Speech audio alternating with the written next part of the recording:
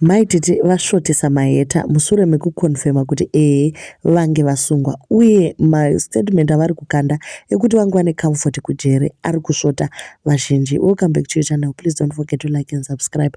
Mushure mekunge paissuwa a warrant of arrest for maititi kuti vadefaulta kuenda kucourt vakazoapia kucourt, so pakabva pangofamba ruma yekuti vasungwa saka vakazotwita vakati mune obsession here mukandishaya moita semabayiwa chadheo, ingoitai content yenyu ine handipo ndiri mujeri, pane problem here? I'm enjoying peace mujeri, itai yamuri kuita ikoko.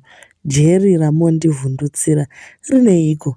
Ndikange ndotogara bho imomo kukunda ndiri panze munozvinetsa stereki.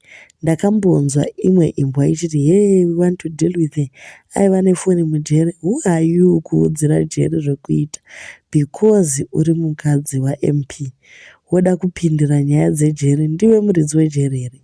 First of all. Second of all, do you even know setup yejeri for you to say ndaipinda nefoni mujeri? I always sit prettier. Igaroziva vamwe ndokubvunza kuti imimi munenge mune mvura inopisa here? Vakati uye foni yangu inogara ine battery full. So mastatement iwayo kune vanga vasinganzwisisi kuti vari kusvotesa vanhu vabva vangorwadziwa vakati saka mujere zviri kureva here kuti pane vamwe vanhu vane maprivileges zvatisingazivi isusu. Nekuti the assumption is you lose your rights, hauna foni and all. Asi maititi mushure mekunge vasungwa pakazobuda nyaya yekuti pana mbuya vemujere vaivasvitsa foni, like a warden aivasvitsa foni yekushandisa. So these are just allegations. Hatizivi how far true these are. Okay, so zvarwadza chero vana Patricia Jack ndokubva vauya vakati kutozvida nejere kusakwana kwacho. Sit prettier uchipinda mutoilet isingaflashi muri vanhu 6 murumu. Kuzvida neumbavha neuguruvha kamuroi. Zvinhu zvese back to sender uchapfidza nemasamonzi. Faka mbavha ejele conwoman fraudster gangster around mafia kamuchacha iyo face yava nepech kunge waakurwara. The good thing about maititi is since vakabva kujere havasi kumboita zvekuramba vachitukana nevanhu.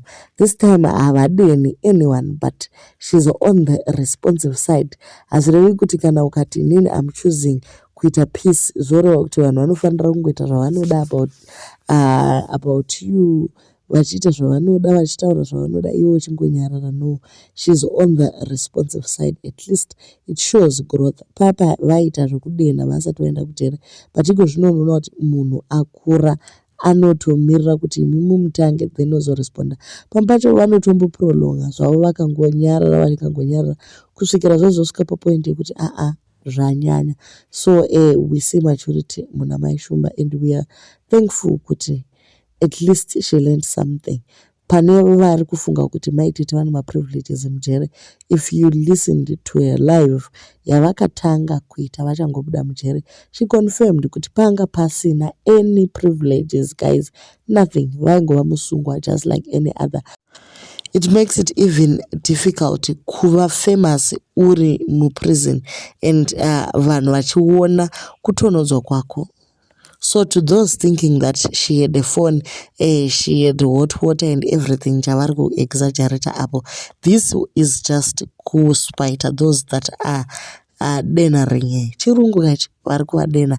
But anyway guys, so this is what is happening in my streets. Do leave your comments on what you think. Kuti maititi vambonyanyoita seiko kusvika pakuvengwa nenyika yese. Kochina ivedwe vana vamuregere murandakadzi azviraramira upenyu hwake.